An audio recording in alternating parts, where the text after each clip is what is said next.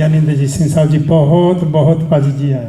वाहिगुरू जी का खालसा वाहिगुरू जी की फतेह। साध संगत जी वाहिगुरू जी का खालसा वाहिगुरू जी की फतेह। ਅੱਜ ਦੇ ਸੰਦਰਭ ਵਿੱਚ ਅੱਜ ਦੇ ਸਮਾਗਮ ਵਿੱਚ ਆਪ ਜੀ ਨੇ ਗੁਰੂ ਘਰ ਦੇ ਮਹਾਨ ਕੀਰਤਨੀਏ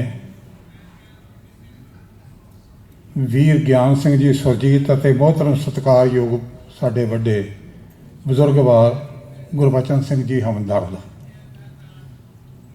ਇਹਨਾਂ ਬਾਰੇ ਆਪ ਜੀ ਨੇ ਸਾਰਿਆਂ ਕੋਲੋਂ ਬਹੁਤ ਕੁਝ ਸੁਣਿਆ। ਮੈਂ ਕੁਝ ਤੁਹਾਡੇ ਨਾਲ ਉਹ ਵਿਚਾਰ ਸਾਂਝੀ ਕਰਨੀ ਚਾਹੁੰਦਾ ਕਿ ਇਹ ਗੁਰੂ ਕੇ ਕੀਰਤਨੀਏ ਮਹਾਨ ਵਿਦਵਾਨ ਇੱਕ ਉਸ ਮਹਾਨ ਗੁਰਮਤਿ ਯੂਨੀਵਰਸਿਟੀ ਦੇ ਸਟੂਡੈਂਟ ਹਨ ਜੋ ਸਿੱਖ ਕੌਮ ਦੀ ਮਹਾਨ ਸ਼ਖਸੀਅਤ ਮੋਹਤਰਮ ਸਾਡੇ ਸਤਿਕਾਰਯੋਗ ਉਸਤਾਦ ਦਰਸ਼ਨ ਸਿੰਘ ਜੀ ਕੋਮਲ ਜੀ ਸਿੱਖ ਕੌਮ ਦੀ ਇੱਕ ਯੂਨੀਵਰਸਿਟੀ ਸਨ ਦਾਸ ਦੀ ਸਮਝ ਮੁਤਾਬਕ। ਕਿਉਂ?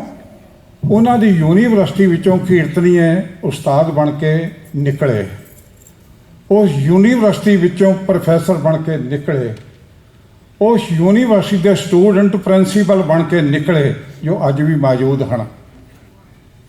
ਉਹਨਾਂ ਨੂੰ ਸਾਜਣ ਵਾਲਾ, ਸਵਾਰਨ ਵਾਲਾ, ਸ਼ਿੰਗਾਰਨ ਵਾਲਾ ਉਹ ਸਾਡੇ ਉਸਤਾਦ ਦਰਸ਼ਨ ਸਿੰਘ ਜੀ ਕੋਮਲ, ਮੈਂ ਸਮਝਦਾ ਗੁਰਮਤਿ ਸੰਗੀਤ ਦੇ ਸਮਰਾਟ ਸਨ। ਗੁਰਮਤਿ ਸੰਗੀਤ ਦੇ ਸਮਰਾਟ ਸਨ ਉਹ। ਅੱਜ ਤੋਂ ਗਾਲਬਨ 70 ਸਾਲ ਪਹਿਲਾਂ ਦਾਸ ਤੇ ਮੇਰੇ ਤੋਂ ਦੋ ਛੋਟੇ ਮੇਰੇ ਵੀਰ, ਬਹੁਤੇ ਸੱਜਣ ਉਹਨਾਂ ਨੂੰ ਜਾਣਦੇ ਹਨ। ਇੱਕ ਇੱਥੇ ਹੀ ਸੀ ਤੇਜਿੰਦਰ ਸਿੰਘ, ਮੇਰੇ ਮਾਸੀ ਦਾ ਪੁੱਤਰ ਭਰਾ, ਦੂਸਰਾ ਉਹਨਾਂ ਤੋਂ ਛੋਟਾ ਜੋਗਿੰਦਰ ਸਿੰਘ। ਅੱਜ ਤੋਂ 70 ਸਾਲ ਪਹਿਲਾਂ ਜਦੋਂ ਉਹਨਾਂ ਦੀ ਅਸੀਂ ਚਰਨ ਛੋਹ ਪ੍ਰਾਪਤ ਕਰਨ ਲੱਗੇ, ਸੀਸ ਨਵਾਇਆ ਵਿਦਿਆ ਲੈਣ ਵਾਸਤੇ, ਤੇ ਬੜੇ ਪ੍ਰਸੰਨ ਹੋਏ, ਕਹਿਣ ਲੱਗੇ, ਤੁਸੀਂ ਸੁਣ ਕੇ ਪ੍ਰਸੰਨ ਹੋਵੋਗੇ, ਕਹਿੰਦੇ ਇੰਦਰਜੀਤ ਸਿੰਘ ਅੱਜ ਮੇਰੀ ਲਿਸਟ ਵਿੱਚ ਤੁਹਾਡੇ ਸਮੇਤ ਹਜ਼ਾਰਾਂ ਸ਼ਾਗਿਰਦ ਮੇਰੀ ਲਿਸਟ ਵਿੱਚ ਹਨ। ਅੱਜ ਤੋਂ 70 ਸਾਲ ਪਹਿਲਾਂ ਅਸੀਂ ਬੜੇ ਹੈਰਾਨ ਹੋਏ ਕਿ ਉਸਤਾਦ ਜੀ 70 ਸਾਲ ਪਹਿਲਾਂ ਇੰਨੇ ਸ਼ਾਗਿਰਦ, ਕਹਿੰਦੇ ਇਹਦੇ ਵਿੱਚ ਤਬਲਚੀ, ਤੰਤੀ ਸਾਜ਼ਾਂ ਵਾਲੇ, ਗੁਰਮਤਿ ਸੰਗੀਤ ਸਿੱਖਣ ਵਾਲੇ, ਕੀਰਤਨੀਏ, ਰਾਗੀ, ਢਾਡੀ, ਕਥਾਵਾਚਕ ਅਤੇ ਗੀਤ ਗਾਉਣ ਵਾਲੇ ਕਵੀ ਸੱਜਣ, ਤੁਸੀਂ ਸੁਣ ਕੇ ਪ੍ਰਸੰਨ ਹੋਵੋਗੇ। ਉਹ ਜੋਤਿਸ਼ ਵਿਦਿਆ ਦੇ ਵੀ ਮਾਹਰ ਸਨ। ਵਾਹ ਵਾਹ, ਬਹੁਤ ਅੱਛੇ। ਮੈਂ ਸਮਝਦਾ ਕਿ ਉਹ ਸਰਵ ਕਲਾ ਸੰਪੂਰਨ ਸਨ ਇਸ ਧਰਤੀ ਤੇ ਮਾਨਵ ਜਾਤੀ ਵਿੱਚ। ਉਹਨਾਂ ਕੋਲੋਂ ਭਾਈ ਸਾਹਿਬ ਭਾਈ ਗਿਆਨ ਸਿੰਘ ਜੀ ਸੁਰਜੀਤ ਵਰਗੇ ਸਾਡੇ ਮੋਹਤਰਮ ਸਤਿਕਾਰਯੋਗ ਗਿਆਨੀ ਗੁਰਬਚਨ ਸਿੰਘ ਜੀ ਵਰਗੇ, ਤੁਸੀਂ ਸੁਣ ਕੇ ਬਹੁਤਿਆਂ ਨੂੰ ਪਤਾ ਹੈ, ਉਸ ਯੂਨੀਵਰਸਿਟੀ ਵਿੱਚੋਂ ਬੜੇ ਪ੍ਰਸਿੱਧ ਕੀਰਤਨੀਏ ਬਣ ਕੇ ਨਿਕਲੇ। ਭਾਈ ਸਾਹਿਬ ਭਾਈ ਧਰਮ ਸਿੰਘ ਜੀ ਜ਼ਖਮੀ, ਭਾਈ ਸ਼ਮਸ਼ੇਰ ਸਿੰਘ ਜੀ ਜ਼ਖਮੀ, ਭਾਈ ਗੁਰਚਰਨ ਸਿੰਘ ਜੀ ਜ਼ਖਮੀ, ਭਾਈ ਗੁਰਚਰਨ ਸਿੰਘ ਜੀ ਇਸ ਟਾਈਮ ਸਲੋ ਬੈਠੇ ਹਨ, ਉਹ ਤਾਂ ਨਹੀਂ ਹੈ ਨਹੀਂ। ਭਾਈ ਗੁਰਬਚਨ ਸਿੰਘ ਜੀ, ਗੁਰਚਰਨ ਸਿੰਘ ਜੀ ਜਿਹੜੇ ਆ ਸਲੋ ਬੈਠੇ ਹਨ, 90 ਸਾਲ ਦੀ ਉਮਰ ਦੇ ਹਨ, ਉਹ ਵੀ ਉਹਨਾਂ ਦੇ ਸਟੂਡੈਂਟ ਖੈਰਾ ਜੀ ਜਾਣਦੇ ਹਨ, ਉਹਨਾਂ ਕੋਲ ਜਾਣਦੇ ਆਉਂਦੇ ਹਨ। ਜੋ ਦਾਸ ਨੇ ਦੇਖਿਆ, ਸੀਤਲ ਸਿੰਘ ਜੀ ਸਤਾਰਾ, ਗਿਆਨ ਸਿੰਘ ਜੀ ਸੁਰਜੀਤ, ਗੁਰਬਚਨ ਸਿੰਘ ਜੀ ਹਮਦਰਦ, ਅਜੀਤ ਸਿੰਘ ਦੀ ਮਤਲਾਸ਼ੀ, ਬੇਅੰਤ ਸਿੰਘ ਜੀ ਬਿਜਲੀ, ਔਰ ਸੁਣ ਕੇ ਪ੍ਰਸੰਨ। ਉਹ ਕੀਰਤਨੀਆਂ ਤੋਂ ਇਲਾਵਾ ਗਵਈਏ ਵੀ ਉਹਨਾਂ ਦੇ ਸ਼ਾਗਿਰਦ ਸਨ। ਮੇਰੀ ਮੁਰਾਦ ਹੈ ਭਗਤ ਸਿੰਘ ਜੀ ਸਾਂਗਰਾ, ਜੋ ਇੱਕ ਗਵਈਆ ਸੀ, ਕੀਰਤਨੀਆਂ ਨਹੀਂ ਸੀ, ਰਾਗ ਗਾਇਕੀ ਗਾਉਣ ਵਾਲਾ ਸੀ। ਇੰਨੇ ਮਹਾਨ ਉਹ ਵਿਦਵਾਨ ਸਨ ਸਾਡੇ ਉਸਤਾਦ, ਉਹ ਯੂਨੀਵਰਸਿਟੀ, ਜਿਨ੍ਹਾਂ ਕੋਲੋਂ ਸਾਡੇ ਵਰਗੇ ਸੰਗੀਤ ਦੀ ਵਿੱਦਿਆ ਲੈ ਕੇ ਸੰਗਤਾਂ ਵਿੱਚ ਵਿਚਰੇ। ਤੇ ਮੈਂ ਇਹ ਗੱਲ ਕਹਿਣੀ ਚਾਹਾਂਗਾ, ਇੱਥੇ ਗੁਰੂ ਕੇ ਕੀਰਤਨੀਏ ਪ੍ਰਚਾਰ ਸੰਗੀਤਕਾਰ ਬੈਠੇ ਹਨ। ਸੰਗੀਤ ਦੀ ਦੁਨੀਆ ਵਿੱਚ, ਗੁਰਮਤਿ ਸੰਗੀਤ ਵਿੱਚ ਜੋ ਉਹਨਾਂ ਕੋਲੇ ਇਲਮ ਸੀ, ਵਿੱਦਿਆ ਸੀ, ਅੱਜ ਵੀ ਉਸ ਦੀ ਪੜਚੋਲ ਕਰਨੀ ਬੜੀ ਔਖੀ ਹੈ, ਬਹੁਤ ਔਖੀ ਹੈ। ਤੁਸੀਂ ਸੁਣ ਕੇ ਪ੍ਰਸੰਨ ਹੋਵੋਗੇ, ਕਿਉਂਕਿ ਮੈਂ ਸਬਜੈਕਟ ਤੁਹਾਡੇ ਨਾਲ ਸੰਗੀਤ ਦਾ, ਕਿਉਂਕਿ ਅਸੀਂ ਉਸ ਸੰਗੀਤਕਾਰ ਸਮਰਾਟ ਦੇ ਚਰਨਾਂ ਵਿੱਚ ਬੈਠ ਕੇ ਵਿੱਦਿਆ ਪ੍ਰਾਪਤ ਕੀਤੀ ਜਿਹਦੇ ਕੋਲੇ ਇਤਨਾ ਇਲਮ ਸੀ, ਕਿਤਨਾ ਇਲਮ ਸੀ, ਜਿਹਨੂੰ ਅੱਜ ਵੀ ਤੁਸੀਂ ਬੜੇ ਬੜੇ ਲਿਖਾਰੀ ਬੁਲਾਰੇ ਬੈਠੇ ਹੋ। ਪ੍ਰੋਫੈਸਰ ਸਾਹਿਬ ਸਿੰਘ ਵਰਗੇ ਕਹਿੰਦੇ ਹਨ, ਪਹਿਲੇ ਵੋਲੀਅਮ ਵਿੱਚ ਵੀ ਤੁਸੀਂ ਪੜ੍ਹ ਕੇ ਵੇਖੋ, ਉਹ ਕਹਿੰਦੇ ਇਹ ਘਰਾਂ ਬਾਰੇ, ਜਿਹੜੇ ਗੁਰੂ ਗ੍ਰੰਥ ਸਾਹਿਬ ਤੋਂ ਘਰਾਂ ਬਾਰੇ ਮੈਂ ਗੁਰਦੁਆਰੇ ਦੇ ਪ੍ਰਬੰਧਕ ਸੇਵਾਦਾਰਾਂ ਨੂੰ ਬੇਨਤੀ ਕਰਾਂਗਾ, ਪੁਰਾਤਨ ਕੀਰਤਨੀਆਂ ਕੋਲੋਂ ਸਮਝ ਲਓ, ਇਹ ਗੁਣ ਲੈ ਲਓ, ਸਾਨੂੰ ਨਹੀਂ ਇਹਦਾ ਪਤਾ। ਭਾਈ ਸਾਹਿਬ ਭਾਈ ਕਾਹਨ ਸਿੰਘ ਜੀ ਨਾਭਾ, ਮਹਾਨ ਕੋਸ਼ ਦੇ ਕਰਤਾ, ਉਹ ਵੀ ਕਲੈਰੀਫਿਕੇਸ਼ਨ ਨਹੀਂ ਦੇ ਸਕੇ। ਪਿਆਰਾ ਸਿੰਘ ਜੀ ਪਦਮ, ਜਿਹੜੇ ਮਹਾਨ ਸੰਗੀਤਕਾਰ ਸਨ ਖੁਦ, ਉਹਨਾਂ ਨੇ ਵੀ ਇਹਨਾਂ ਗੱਲਾਂ ਦਾ ਕਲੈਰੀਫਿਕੇਸ਼ਨ ਨਹੀਂ ਦਿੱਤਾ। ਲੇਕਿਨ ਕੋਮਲ ਜੀ ਕੋਲੋਂ ਸਾਡੇ ਵਰਗੇ ਨਾਚੀਜ਼ਾਂ ਨੂੰ ਮਿਲੀ ਇਹ ਬਾਤ ਵੀ ਘਰ ਕੀ ਹਨ, ਕਰ ਹਲੇ ਕਿਵੇਂ ਗਾਉਣੇ ਹਨ, 9 ਧੁਨਾਂ ਕਿਵੇਂ ਗਾਉਣੀਆਂ ਹਨ। 22 ਧੁਨਾਂ ਹਨ ਗੁਰੂ ਗ੍ਰੰਥ ਸਾਹਿਬ ਵਿੱਚ, ਲੇਕਿਨ 9 ਧੁਨਾਂ ਐਸੀਆਂ ਹਨ ਜਿਨ੍ਹਾਂ ਨੂੰ ਅੱਜ ਕੱਲ੍ਹ ਸੰਗੀਤਕਾਰ ਵੀ ਖੋਜਣ ਲਈ ਮਜਬੂਰ ਹਨ।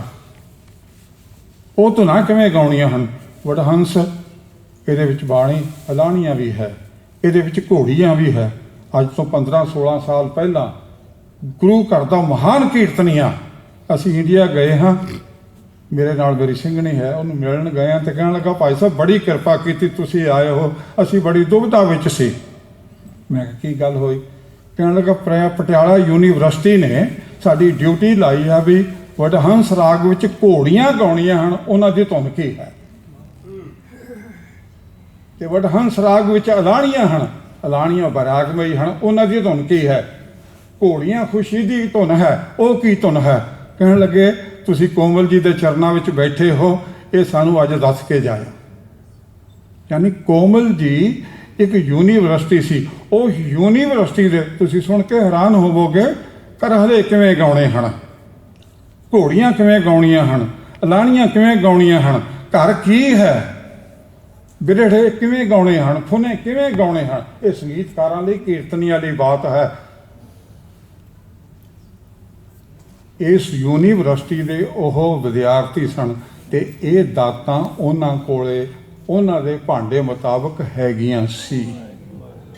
ਭਾਈ ਗਿਆਨ ਸਿੰਘ ਜੀ ਸੁਰਜੀਤ ਐਵੇਂ ਨਹੀਂ ਸੀ ਕਲਾਸ ਲਾਉਂਦੇ, ਗੁਰਬਚਨ ਸਿੰਘ ਜੀ ਹਮਦਰਦ ਬੱਚਿਆਂ ਨੂੰ ਐਵੇਂ ਨਹੀਂ ਸੀ ਕੀਰਤਨ ਸਿਖਾਉਂਦੇ, ਉਹਨਾਂ ਕੋਲੇ ਇਹ ਦਾਤ ਹੈਗੀ ਸੀ। ਇਹ ਗੱਲ ਵੱਖਰੀ ਹੈ ਕਿਸੇ ਦੇ ਭਾਂਡੇ ਵਿੱਚ ਕਿੰਨੀ ਵਸਤੂ ਪਈ ਹੈ, ਕਿਸੇ ਦੇ ਕਿੰਨੀ ਪਈ ਹੈ, ਪਰ ਉਹ ਦਾਤ ਉਹਨਾਂ ਕੋਲੇ ਹੈਗੀ ਸੀ। ਜਿੱਥੇ ਅਸੀਂ ਅੱਜ ਯਾਦ ਕਰਦੇ ਹਾਂ ਮੇਰੇ ਵੀਰ ਗਿਆਨ ਸਿੰਘ ਸੁਰਜੀਤ ਨੂੰ, ਹਮਦਰਦ ਜੀ ਨੂੰ, ਮੈਂ ਸਮਝਦਾ ਹਾਂ ਉਹ ਵੀ ਤਰਵੇਣੀ ਸਨ। ਅਤਕਥਨੀ ਨਹੀਂ, ਇੱਥੇ ਖੜ ਕੇ ਝੂਠ ਬੋਲਣਾ ਗੁਰੂ ਦਾ ਦੇਣਦਾਰ ਹੁੰਦਾ, ਪਰ ਆਪਣੀ ਤੁੱਛ ਬੁੱਧੀ ਅਨੁਸਾਰ ਜੋ ਹੈ, ਆਪ ਆਪਣੀ ਬੁੱਧ ਹੈ ਜੇਤੀ ਵਾਲੀ ਗੱਲ। ਗਿਆਨ ਸਿੰਘ ਜੀ ਸੁਰਜੀਤ ਸੰਗੀਤਕਾਰ ਸਨ, ਇੱਕ ਚੰਗੇ ਢਾਡੀ ਸਨ, ਇੱਕ ਚੰਗੇ ਕਵੀ ਸਨ। ਇਹਨਾਂ ਗੁਣਾਂ ਤੋਂ ਇਲਾਵਾ ਇੱਕ ਉਹਨਾਂ ਵਿੱਚ ਹੋਰ ਗੁਣ ਸੀ, ਉਹ ਪੰਥਕ ਸੇਵਾਦਾਰ ਵੀ ਸਨ। ਕੌਮ ਦੇ ਦੁੱਖ ਸੁੱਖ ਵਿੱਚ ਪੂਰੀ ਤਰ੍ਹਾਂ ਸਹਿਯੋਗ ਦਿੰਦੇ ਸਨ। ਇਹਦੇ ਨਾਲ ਇੱਕ ਹੋਰ ਬਾਤ ਸੀ ਜੋ ਇਹ ਸੰਗਤ ਵਿੱਚ ਬੈਠੇ ਉਹਨਾਂ ਦੇ ਹਤੈਸ਼ੀ, ਉਹਨਾਂ ਦੇ ਹਮਦਰਦੀ, ਉਹਨਾਂ ਦੇ ਸਹਿਯੋਗੀ ਖਹਿਰਾ ਜੀ ਵਰਗੇ ਤੇ ਹੋਰ ਆਏ ਗਏ ਪ੍ਰਚਾਰਕਾਂ ਨੂੰ ਵੀ ਉਹਨਾਂ ਦੀ ਲੋੜ ਮੁਤਾਬਕ ਯਥਾ ਸ਼ਕਤ ਉਹਨਾਂ ਦੀ ਹੈਲਪ ਕਰਦੇ ਸਨ, ਜੋ ਆਮ ਪ੍ਰਚਾਰਕਾਂ ਵਿੱਚ ਦੇਖਣੀ ਬੜੀ ਮੁਸ਼ਕਲ ਹੈ। ਮੈਂ ਸਮਝਦਾ ਹਾਂ, ਮੈਂ ਬਹੁਤ ਨਾ ਲਵਾਂ, ਮੈਂ ਜਿੱਥੇ ਸੁਰਜੀਤ ਜੀ ਦਾ ਧੰਨਵਾਦ ਉਹਨਾਂ ਦੇ ਵਾਸਤੇ 2 ਅੱਖਰ ਆਖਾਂਗਾ, ਉਹ ਬੜੇ ਆਲਮ ਵਿਦਵਾਨ ਸਨ, ਗੁਰੂ ਕੇ ਸਿੱਖ ਸਨ। ਬਹੁਤ ਕੁਝ ਤੁਸੀਂ ਉਹਨਾਂ ਵਾਸਤੇ ਆਖਿਆ, ਮੈਨੂੰ ਤਾਂ ਗੁਰਬਾਣੀ ਤੋਂ ਬਿਨਾਂ ਕੁਝ ਆਉਂਦਾ ਨਹੀਂ। एक आलम का ऐसा ही कथन है, जिंदगी अपनी अफसाना है जमाने के लिए। जिंदगी अपनी अफसाना है जमाने के लिए, गुम हुए हैं जहां में याद आने के लिए। चले गए लेकिन कौम में नाम पैदा कर गए, मौत आने के लिए है जान जाने के लिए। इन्हें एक दिन आना ही है, लेकिन किसी का जाना भी सफला हुंदा ते किसी का जीना भी असफल ही हुंदा है। ये भी गल समझ लेनी। गुरमुखां दा जाना भी सफल हुंदा, ओहदी गल भाई गुरदास जी ने कह के तुहाडे कोल खिमा दा जाचक होवांगा। ਭਾਈ ਗੁਰਦਾਸ ਜੀ ਐਸੇ ਕੀਰਤਨੀਆਂ, ਐਸੇ ਗੁਰਸਿੱਖਾਂ, ਐਸੇ ਸੇਵਾਦਾਰਾਂ ਵਾਸਤੇ ਇੱਕ ਆਪਣੀ ਪੌੜੀ ਵਿੱਚ ਬਿਆਨ ਕਰਦੇ ਹਨ। ਜੰਮਣ ਮਰਨੋਂ ਬਾਹਰੇ ਪਰਉਪਕਾਰੀ ਜਗ ਵਿੱਚ ਆਏ। ਜੰਮਣ ਮਰਨੋਂ ਬਾਹਰੇ ਪਰਉਪਕਾਰੀ ਜਗ ਵਿੱਚ ਆਏ। ਸਾਧ ਸੰਗਤ ਵਿੱਚ ਵਿਚਰਦੇ ਗੁਰਬਾਣੀ ਦੇ ਗੀਤ ਸੁਣਾਏ। ਜਿਹੜੇ ਗੁਰਬਾਣੀ ਦੇ ਗੀਤ ਸੁਣਾਉਂਦੇ ਨੇ, ਕਹਿੰਦੇ ਜਨਮ ਮਰਨ 'ਚ ਨਹੀਂ ਆਉਂਦੇ, ਵਾਹਿਗੁਰੂ ਨਹੀਂ ਆਉਂਦੇ। ਇਹ ਗੁਰੂ ਦੇ ਬਚਨ ਹਨ। ਜੰਮਣ ਮਰਨੋਂ ਬਾਹਰੇ ਪਰਉਪਕਾਰੀ ਜਗ ਵਿੱਚ ਆਏ। ਸਾਧ ਸੰਗਤ ਵਿਚਰਦੇ, ਸਾਧ ਸੰਗਤ ਸੱਚਖੰਡ ਵਸਾਏ। ਉਹ ਸੱਚਖੰਡ ਦੇ ਵਾਸੀ ਹੁੰਦੇ ਹਨ।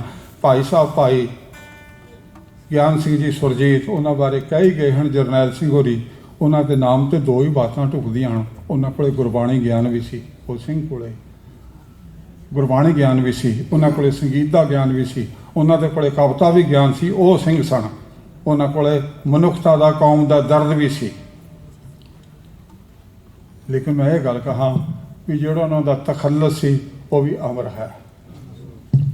ਸੁਰਜੀਤ ਤੋਂ ਮੁਰਾਦ ਹੈ ਅਮਰ, ਅਮਰ ਹੈ।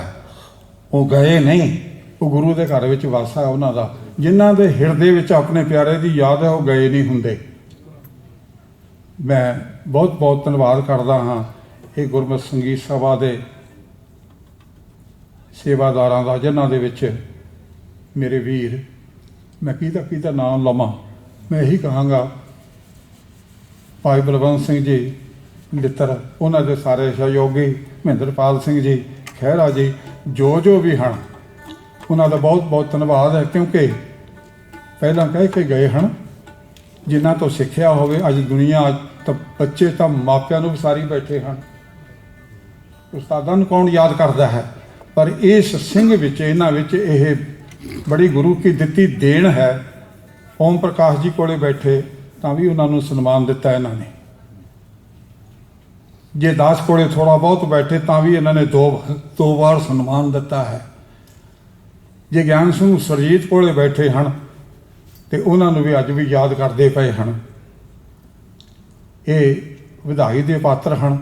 ਮੈਂ ਸਮਝਦਾ ਗੁਰੂ ਮਹਾਰਾਜ ਨੇ ਇਹਨਾਂ ਨੂੰ ਬੜੀ ਪ੍ਰੇਰਨਾ ਇਹਨਾਂ ਦੇ ਅੰਦਰ ਵਸ ਕੇ ਇਹ ਗੱਲ ਚੇਤੇ ਕਰਾਈ ਹੈ ਵੀ ਜਿਨ੍ਹਾਂ ਕੋਲੇ ਬੈਠੇ ਹੋ, ਜਿਨ੍ਹਾਂ ਕੋਲੋਂ ਗੁਰਮਤਿ ਦੀ ਬਾਤ, ਗੁਰਸਿੱਖੀ ਦੀ ਬਾਤ, ਜੀਵਨ ਜਾਚ ਸਿੱਖੀ ਹੈ, ਉਹਨਾਂ ਨੂੰ ਚੇਤੇ ਰੱਖੋ। ਤੁਹਾਡੀ ਇਹ ਬੰਦਗੀ ਹੈ, ਇਹ ਬੰਦਗੀ ਹੈ। ਜੇ ਕਿਸੇ ਨੂੰ ਵਿਸਾਰਦੀ, ਗੁਰੂ ਨੂੰ ਵਿਸਾਰਦੀ ਹੈ, ਤੇ ਫਿਰ ਕੋਲੇ ਬੈਠੇ ਵੀ ਅਸੀਂ ਦੂਰ ਹੀ ਹਾਂ। ਬਹੁਤ ਕੁਝ ਨਾ ਕਹਿੰਦਾ ਹੋਇਆ ਇਹ ਸੰਸਥਾ ਦਾ, ਗੁਰਦੁਆਰਾ ਪ੍ਰਬੰਧਕ ਕਮੇਟੀ ਦਾ, ਸੰਗਤਾਂ ਦਾ, ਸਾਰਿਆਂ ਦਾ ਬਹੁਤ ਬਹੁਤ ਧੰਨਵਾਦ ਹੈ। ਗੁਰੂ ਮਹਾਰਾਜ ਦੀ ਕਿਰਪਾ ਕਰਨ। ਇੰਨੇ ਸ਼ਬਦਾਂ ਨਾਲ ਮੈਂ ਤੁਹਾਡਾ ਧੰਨਵਾਦ ਕਰਦਾ ਹੋਇਆ ਸਾਰਿਆਂ ਦਾ ਧੰਨਵਾਦ ਕਰਦਾ। ਕੋਈ ਸ਼ਬਦਾਵਲੀ ਐਸੀ ਕਹਿ ਗਿਆ ਹੋਵਾਂ ਜਿਹੜੀ ਗੁਰਮਤਿ ਅਨੁਕੂਲ ਨਾ ਹੋਵੇ, ਕਿਉਂਕਿ ਗੁਰਬਾਣੀ ਸੰਗੀਤ ਦੇ ਬਹੁਤ ਡੀਪ ਫਿਲਸਫੇ ਹਨ। ਮੈਂ ਇੱਕ ਕਥਾਕਾਰ ਨੂੰ, ਚੰਗੇ ਵਿਦਵਾਨਾਂ ਨੂੰ, 2 ਜਣਿਆਂ ਨੂੰ ਪੁੱਛਿਆ। ਮੈਂ ਕਿਹਾ ਬੜੀ ਦੇਰ ਹੋਈ, ਕਿਉਂਕਿ ਇਹ ਦਾਤਾਂ ਸਾਨੂੰ ਕੋਮਲ ਜੀ ਦੇ ਉਸ ਯੂਨੀਵਰਸਿਟੀ ਵਿੱਚੋਂ ਮਿਲੀਆਂ।